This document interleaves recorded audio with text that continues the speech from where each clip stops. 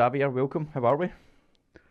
Welcome, thank you. Good morning. Very happy to be with you, Danny. Excellent. I really appreciate you giving up your time to come on. So we have a Frenchman speaking English, and we have a Scottishman whose English is worse than the Frenchman. This is a big danger for this. Yes. So we will put subtitles on this. But if you need subtitles just now, then let me know. So one thing I always like to do when I have a senior business leader like yourself on, I'm always fascinated about your individual journey and how you got to where you're going. Looking back, you've had a long career. I hope you won't mind me saying. But you appear to have one of these unique substances that a lot of people don't just now, which is loyalty. You've, for the length of career, you haven't worked in very many companies. You seem to spend a long time within organisations, which you don't see now. So I guess taking us back to a young man with a sparkle in your eye, where did it start? So first, thank you. This is an interesting conversation, especially when I discuss with young people today. First, just to give you a bit of context, I was born in Africa. Oh, wow. And this is something that has always been in my heart, Africa, where I spent 8 years there. So you see, 8 years. 8 years. So this is a signal first.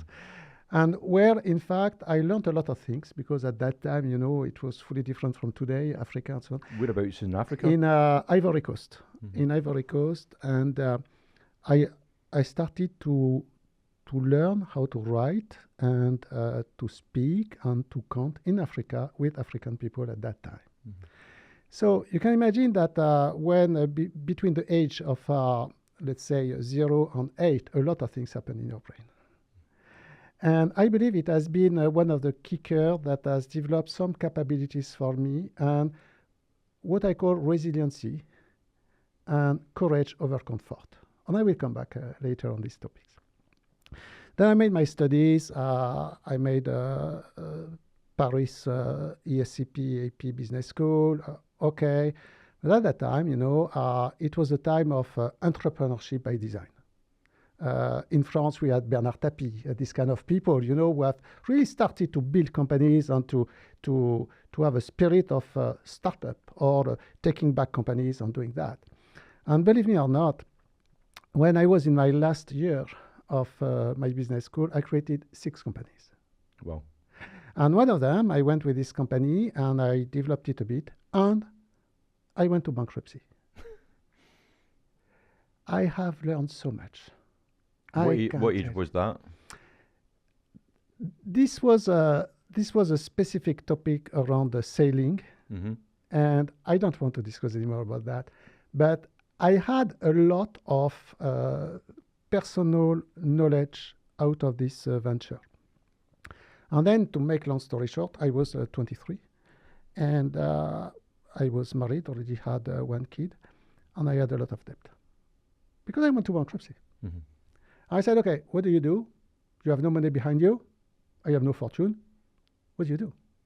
So I went to IT at that time. Remember, we were speaking about the years 84, 85, 86, 87. The PC was just born.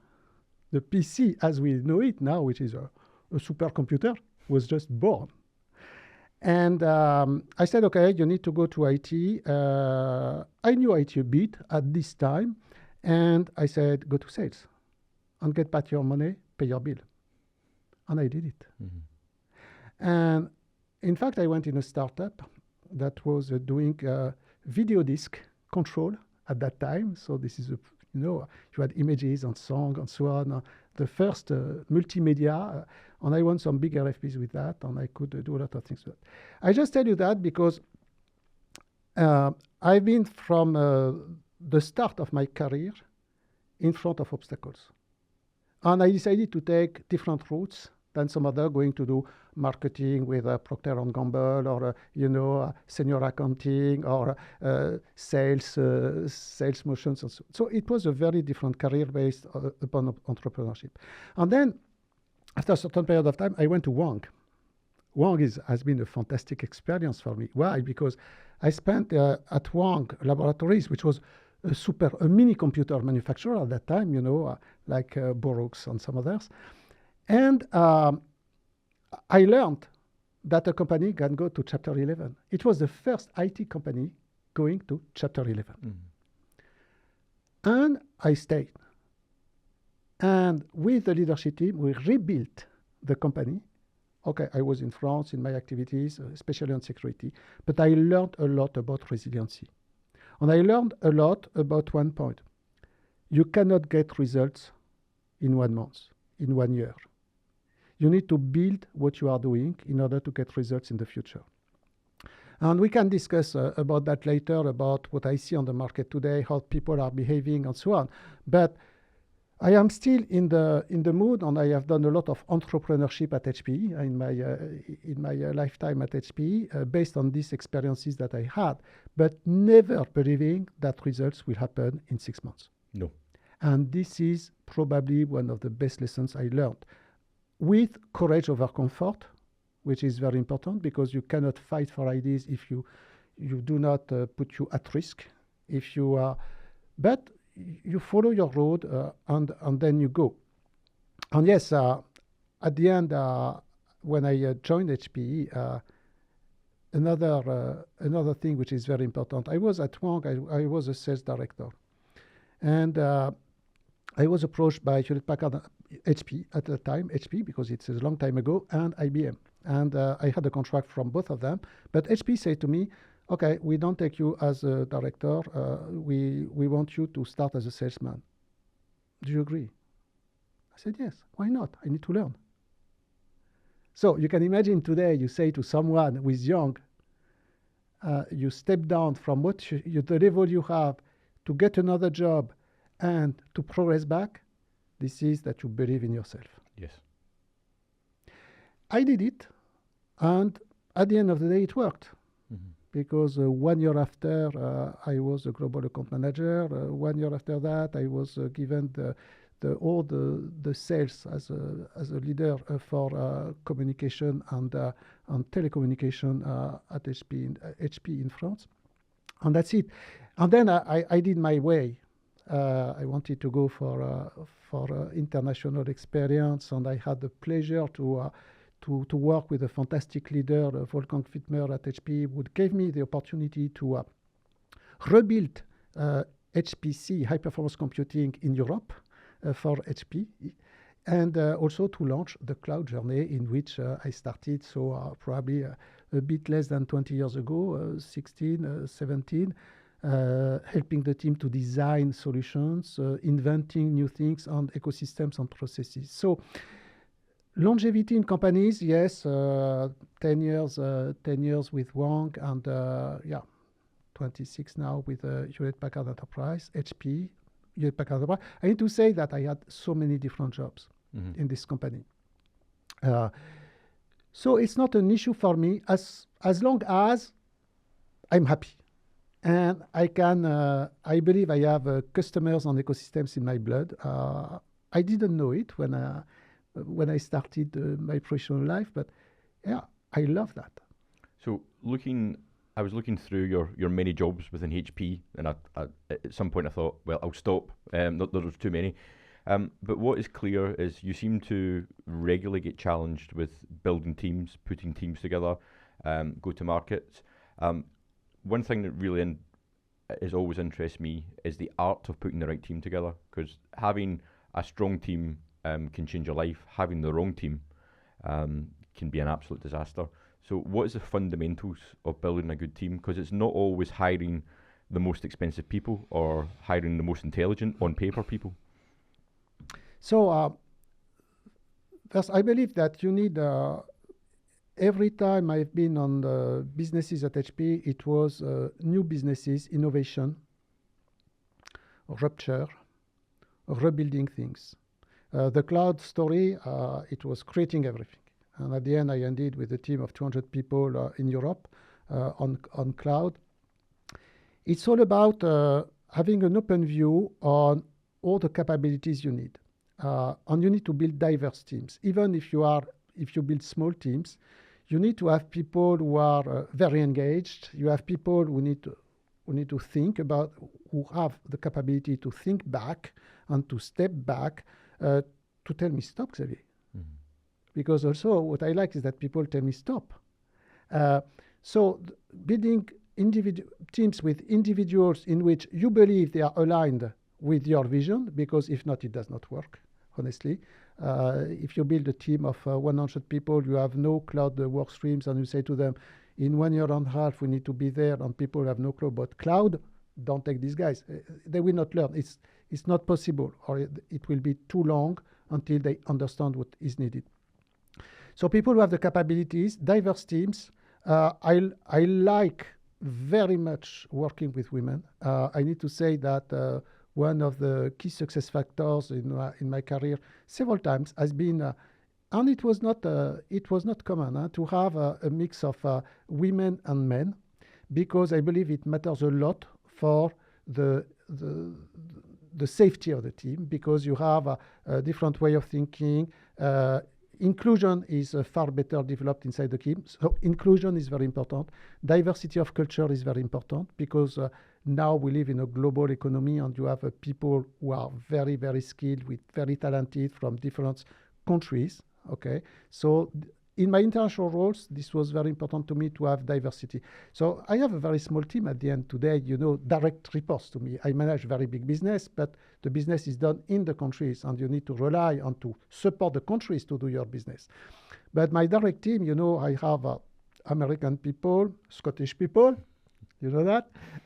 I have a UK person, I have a Swiss, I have someone who is from Slovakia working in Barcelona. So it's blended. So also I believe that it's very good to blend the nationalities and to have a very good balance on women and men, in order that you can free up creativity and get execution to be done. Mm-hmm. So and also I mean that when I hire people, I tend to validate that exactly what you said. It's not for 6 months. So I'm an accidental salesman. I was my background was technical. I now lead businesses, and what I do most of all is probably sell. I hate interviewing salespeople. I can sit down in a room with technical people, and within 5 minutes I can tell you if they're good, bad, or indifferent. Salespeople, some of the best interviews end up being the worst hires. So how a free bit of consultancy here for me. How do you navigate that? How do you sit down with a salesperson when they are designed in their very soul to try and close deals, to try and manipulate situations, to try and come across as the best they can? How do you see through that? I have the luxury to be not to be young, I would say, mm-hmm. and to know we have a very big reservoir of talents at Hewlett Packard Enterprise also. Okay, let us be very clear. Talent management is very important at HP, and Antonio Neri has put practices to really get people to move from one job to another. We know people want to move jobs and to take new challenges, and it may not be always being promoted. It may be lateral, and I encourage a lot lateral move, because it's very important to learn different topics. So I have the example of I had a job open. It was 1 year ago, a bit more than 1 year ago. I said, okay, do I take a very talented person? It was on security.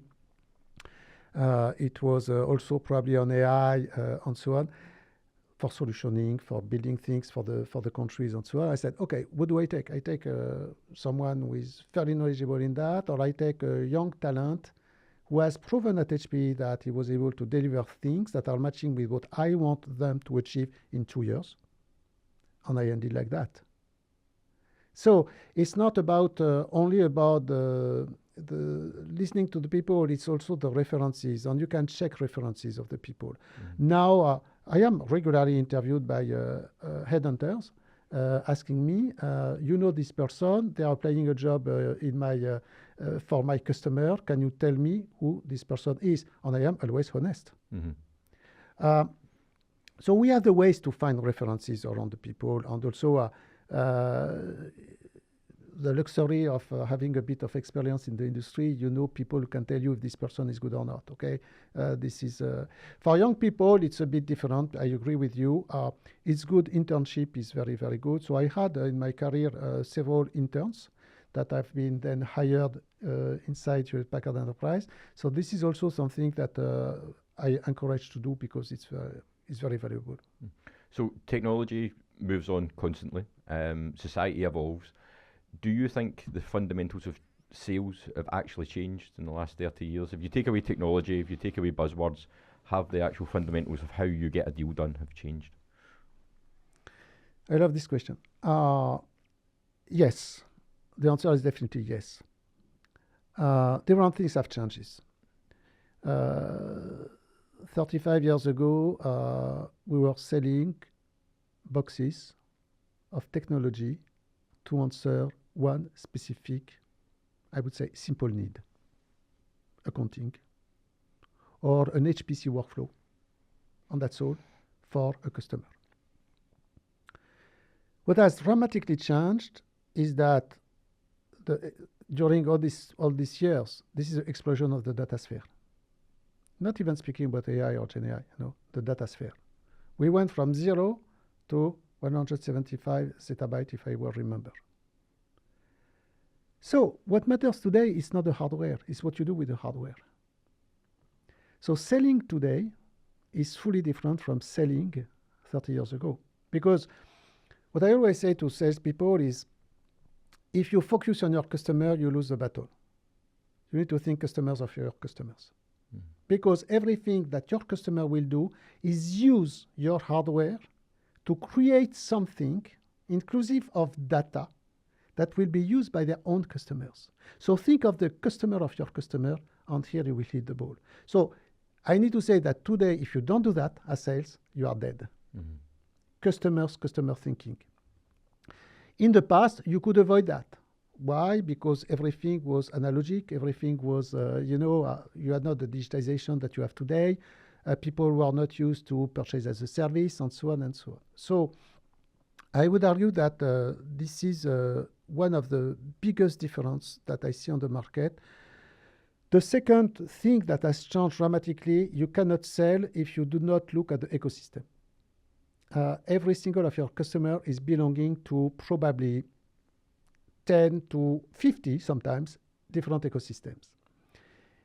If you want to sell to your customer, you need to think of the customers of your customer and the ecosystem of your customer.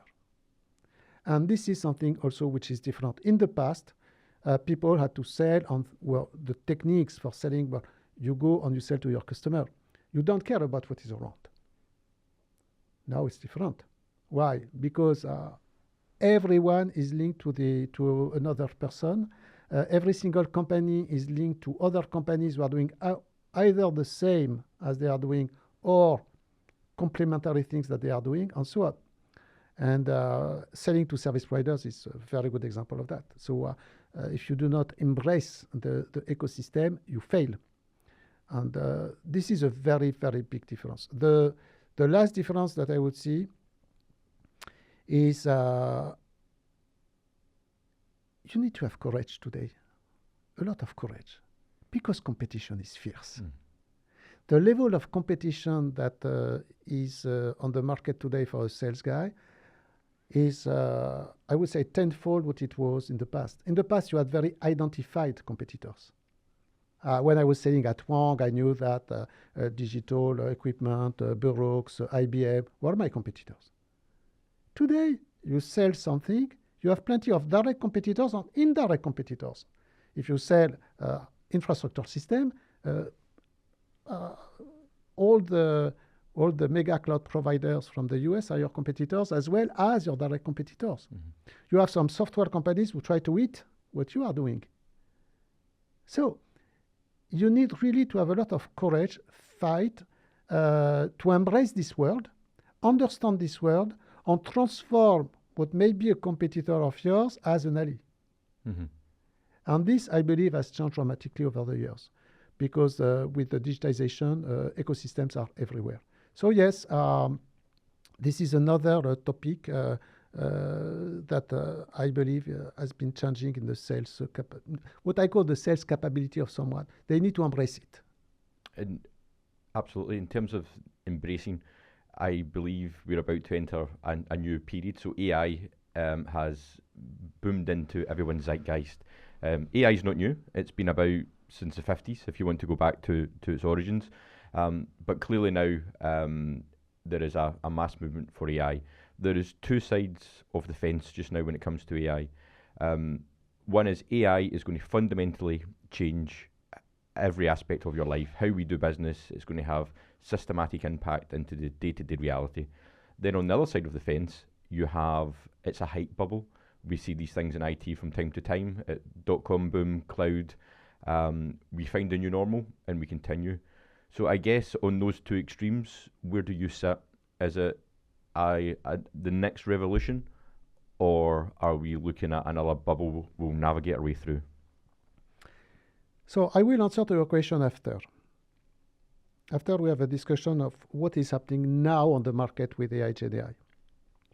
And when I discuss with the CEO suite of service providers who are embracing this because they need to build capacity, I said they to me, oh, this is like you say, this is a hype, or they say this will be a revolution and so on. I say, calm down. It's a good start. Take a breath. Take a breath.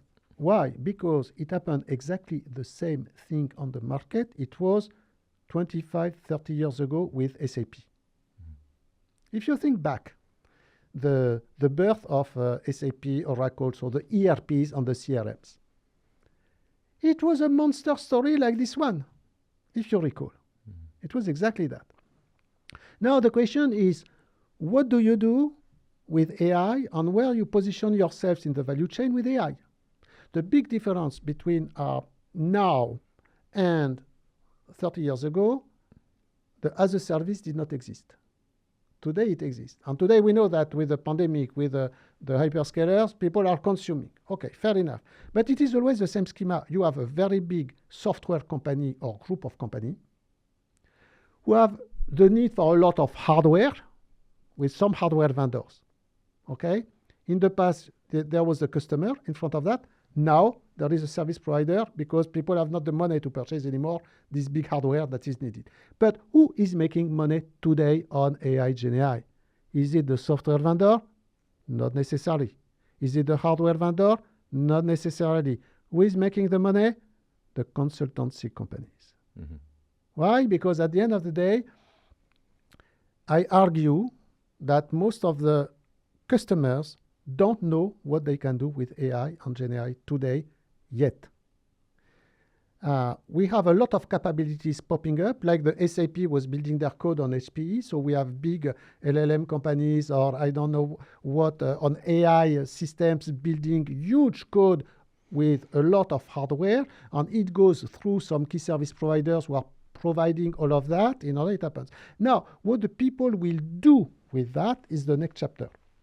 And if you look at the ones that will be successful on the market, first, it will be, of course, the service providers for the training of these big software companies, but also the consultancy firms.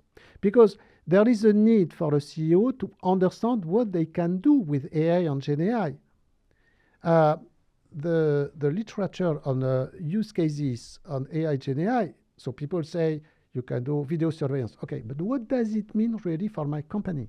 How I change my business model inside my company? How I change my processes inside my company? This is exactly the same situation and as when, ERPs and CRMs have come. Because you had a lot of consultants looking at your organization and looking at how it fits with your organization to give a business outcome.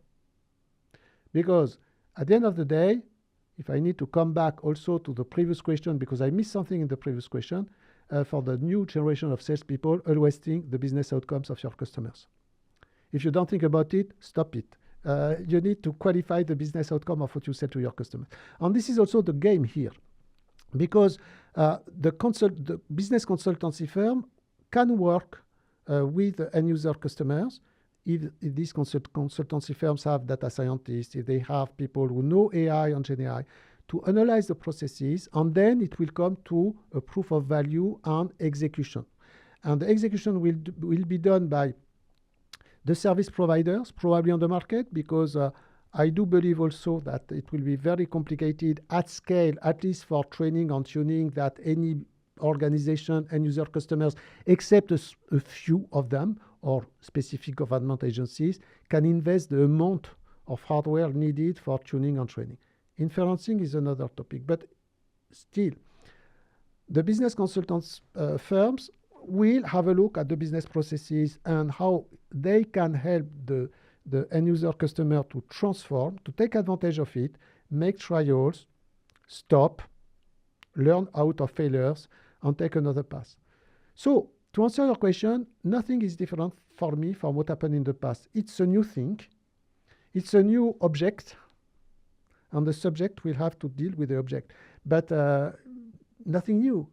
What is new today, it is that in the past, all these ERPs or CRM projects were done directly with end-user customers. And the people were recognizing that the hardware had a heavy cost in CapEx model. But today it's fully different. People will consume this hardware for AI and GenAI through service providers. So this is something that has changed in the model.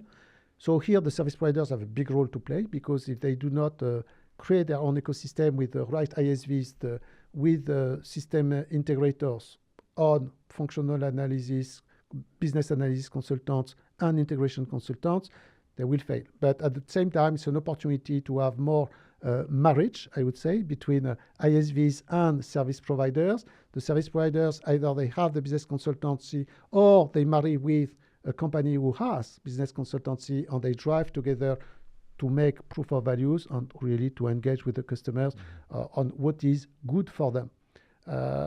I believe we need not to forget that, what is good for the customer. Sometimes, it's very, very interesting today to use GenAI to have productivity in code development. Yes, in programming and code development, it's a fantastic tool. Yes. For some other things, maybe not. In 2 years, perhaps. But let us take it step by step.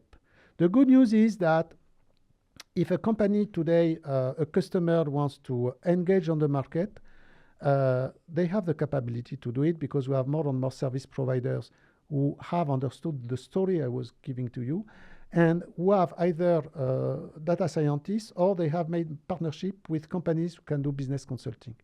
So I believe it's a very good opportunity today for the end user customers to find their ways with national or regional service providers who are very strong, and who can accompany them. And it will come. But let us not believe that it will be a blast or a failure. I believe it is infancy today. It is infancy, and we don't know where we go. We know that inferencing will be in every single application tomorrow. It's not the case today, but using what is provided by the AI and GenAI tool, you will modify comprehensively the landscape of all applications. So you will modify the way people are working, for sure. Mm-hmm. So it will have also, customers will also need to have a lot of management of change ready, and also to work strongly with the human resources organization to look at how the changes are impacting the population internally. So I actually see AI as a business change challenge rather than a technology challenge. I think the organizations that are going to succeed, you hear people talking about, say, I have a procurement process and I'm going to look at how AI can improve that. I think that's a wrong question. The organizations that are going to get real success from AI are going to be the ones that actually fundamentally rip up what they do and completely reimagine their business processes. That's how you leverage the benefit of these technologies. But I guess that change comes from top down. AI is already in every organization. Shadow IT has always been a thing. People are using it. Yes. Just now. You speak with a lot of senior leaders, senior business owners. what is their understanding in a boardroom? What is the board discussing about AI? Are they discussing it? Do they understand it, or is it something for the future? So they discuss it. I believe that it is not so much complicated to understand the concept of Gen AI, because in fact, it went first with the end user and the general public. So this is a very big difference also. When you look at how technologies are now introduced on the market, this is really different from 30 years ago. This kind of technology have been introduced 2 years ago, ChatGPT, okay. And immediately it was targeting the general public as well as the enterprises, which is fully different from what happened, 30 years ago or 35 years ago. Now, the strategy for this kind of companies is really making big bet to change, and to change the society at the end, because this is their dream, okay?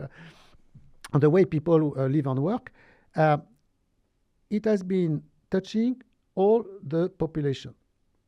At least people who have a bit of knowledge around, if you lead a company, what IT, what does it mean, if you are in the boardroom. So I believe that it was understood, and it is understood by a lot of CEO suite, that it will be something they will need to tackle. Yes. Do they understand all the impacts? I'm not sure. No. And this is where I do believe that there is a need to have a very strong consultancy complying with the regulations, because here also something which is new versus years ago is that we are in a global world with sovereignty everywhere, which is very complicated as a concept, but this is back. Sovereignty is back in regulation everywhere on the planet. And AI and Gen AI, we need also to comply with that. So when in the boardroom you think about launching, a Gen AI project for your organization, your compliance officer has to tell you, okay, are we at risk? Because there is regulation. The AI Act in Europe is there. In Saudi Arabia, you have an AI Act. In India, likewise, everywhere. So it needs also to have a look at not only what the technology can do, but the usage of the technology that you can do. Because at the end of the day, human rights exist. Yes. And if you build an AI system which is not human right friendly, you will go to jail in most countries on the planet. So here also it's dangerous. So embracing AI and Gen AI in the hype worlds of today has a lot of consequences. I believe that the CEOs, most of them, they have a good understanding, but I believe that they have not necessarily, because of their background, all the periphery of all the constraints that will come with that. You mentioned globalization there. It's an interesting topic. So I was having a meeting a couple of weeks ago with a senior member of the UK government, and they mentioned that there was a move everywhere, across every country, about deglobalization, that every sovereign nation is now worried about resources, and they're starting to bring everything back in. So over the last 25, 30 years, we had a period of globalization, run your services from anywhere, do anything anywhere.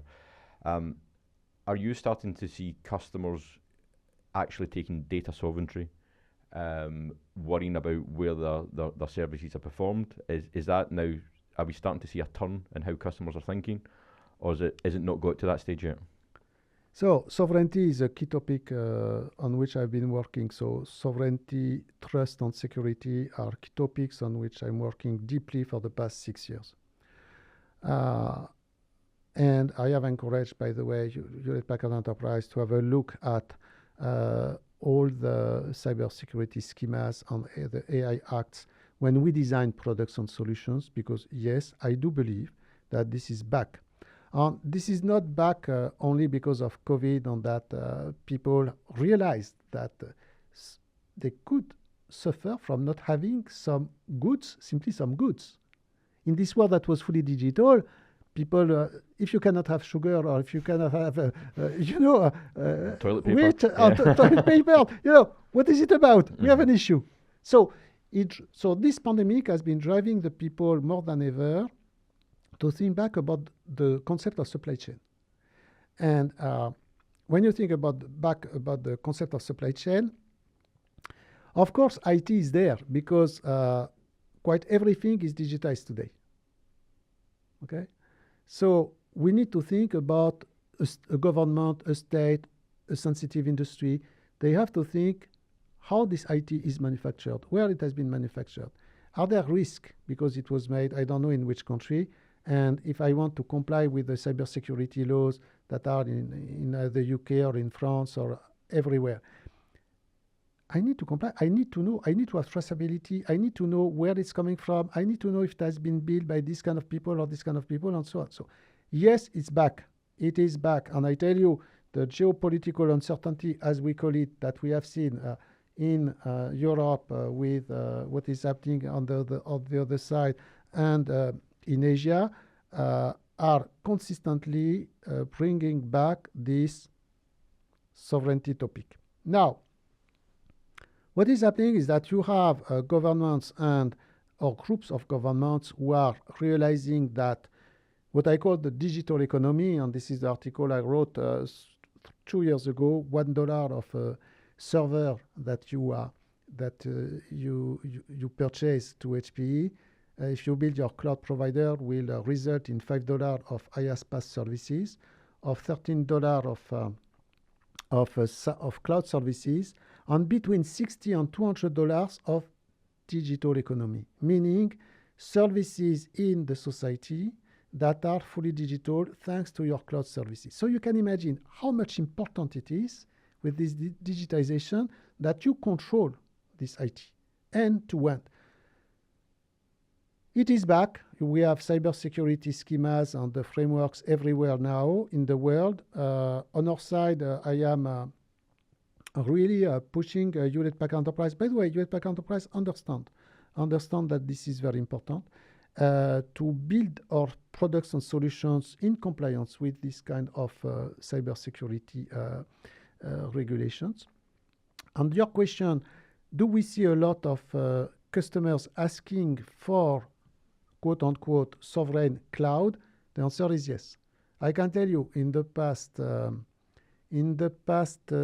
18 months, I have seen probably at the level of Europe, if you want to put a square around what I will say, probably 30 big RFPs.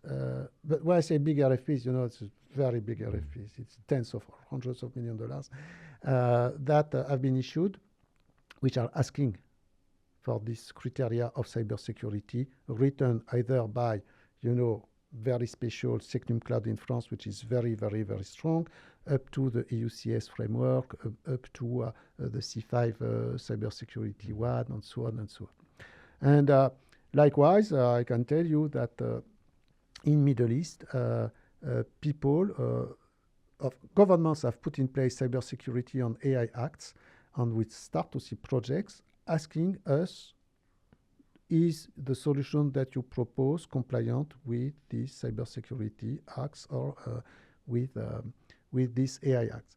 So for us, it's a bit special because we help the customer to be compliant, but we are not the one operating their system necessarily. But we have developed through service providers and with the service providers the capability to help the service providers to analyze the technology, the processes of Hewlett-Packard Enterprise, to see how it is nurturing and helping them to answer to the big questionnaires that you need to fulfill and the inquiries that the governments will, the Cybersecurity National Agency will put to the service provider to look if they are okay to be certified. And we help the service providers to do this work.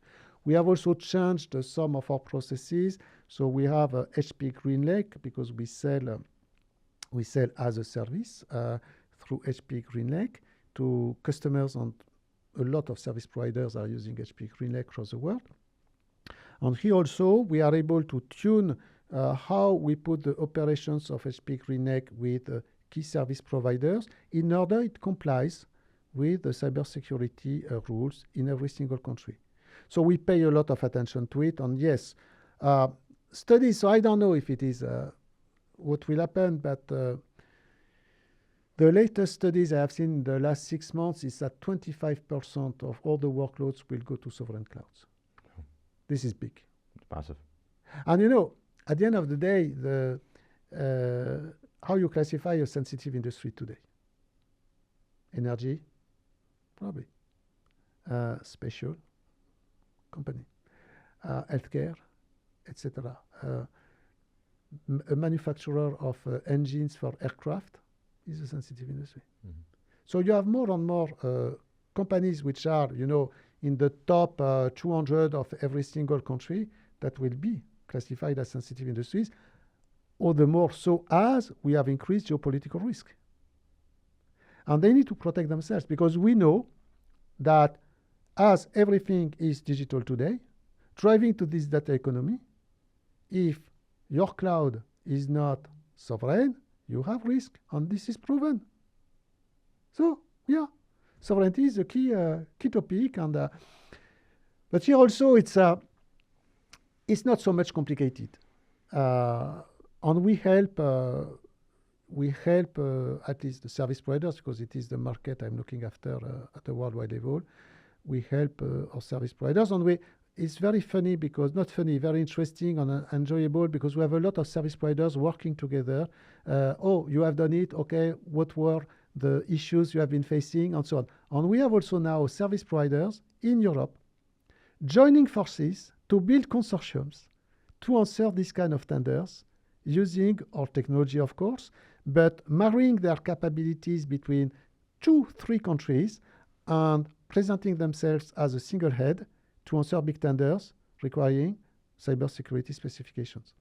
So this is also a change in the business model. In the past, I would argue that the service providers were more acting alone, hunting alone on their businesses. And now we are also, at HP, we have developed co-selling a lot with service providers. So the end user sales are compensated when they sell with service providers. So we have more and more big RFPs on which we look at the RFP and we say, okay, who can answer that? Mm-hmm. I think that's a big difference working with HP. So we work with HP through DataVita, National Cloud, and you do co-sell. We've worked with a lot of vendors, and the other vendors approach life with what will you buy from us and how much hardware you want to buy this quarter. Our relationship with HP isn't like that. It is very much let's jointly go to market and let's jointly win customers, and introductions in helping things. So I think that's one of HPE's biggest strengths, that they aren't trying to sell hardware, they're trying to make service providers like us successful. Yeah, because we believe, in fact, that at the end of the day, service providers is a new channel. So remember, HP is selling 75%, probably a bit more, through channel partners. So we don't sell direct except 25%, let's say, as a bulk. But this channel organization is moving a lot because we have resellers becoming system integrators. You have value-added resellers becoming service providers. As the people on the enterprise market, essentially the SMB mid-market also, not only the big companies or even public sector, are now consuming as a service to cloud provider, the service providers are becoming a key element of the strategy of Hewlett-Packard Enterprise for the go-to-market. And I am convinced that in 2-3 years' time, what we call today the 75% through the channel, out of that, at least 50% will go through service providers, which is the new destination of on the value add. Now, not everyone can be a service provider. That's true. And what I always say, because I started my career at HP being a sales guy for telcos, okay? So I used to say that a service provider of today, a cloud service provider of today, is a telco of yesterday. They have to care about the BSS, the OSS, everything around the new service introduction, the customer satisfaction, the end-to-end security through the network. everything around energy, because we did not spoke about sustainability, which is one of my passion.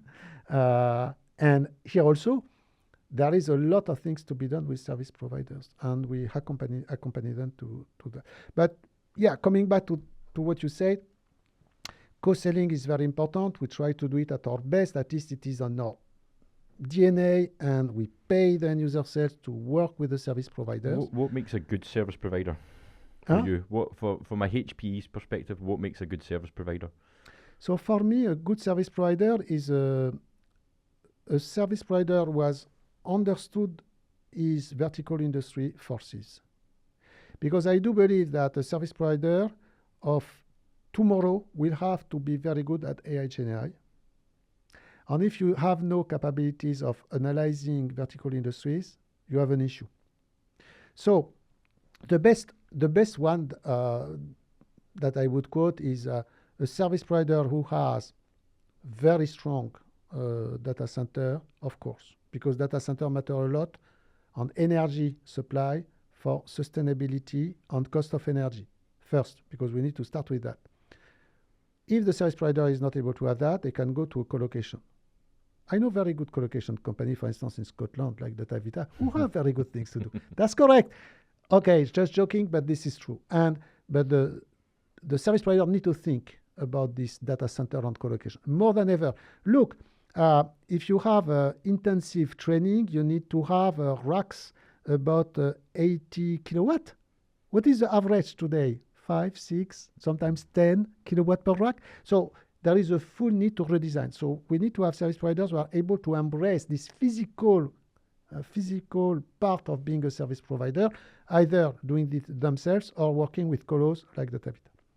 Now, second, they need to have a technology platform that is very open, because we have seen also the Broadcom incident, as we call it, has popped up. So you have two kinds of service providers. You have the ones who have been able to immediately react because they had started work on KVM or alternatives, cloud native stacks, and so on. And you have others who have done nothing. So now they are in a big trouble. So being versatile around your virtualization, about your hardware, having the right stack in place. Don't put the money. My suggestion is not to put the capex on the hardware, because your capex is preferable to use it to pay your people and to develop new services, innovation. So you can use HP GreenLake to really build it. Okay, purchase as you use it. Now I believe that what is missing in most service providers is this business consultancy capability. And as we see the trend moving, business consultancy will be key, because service providers will take more and more importance in the life of an end user customer. And the end user customer will ask always more. And if you have this business consulting capability, you can grab the idea of your customers very early in the process. And we love it, because we can work jointly with the service providers to do it and to augment the trust for an end user customer. I have a few like that, among the service providers I am engaged with, who have and the data center, and being sustainable, and to have versatile stacks, and to have HP GreenLake, and to have the business consulting capabilities. It exists.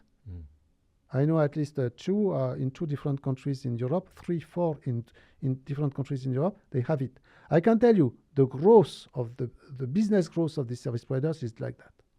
And of course, as they represent the cloud of HP, because this is my mantra that I have defended for years, saying that the certified service providers of HP, partner ready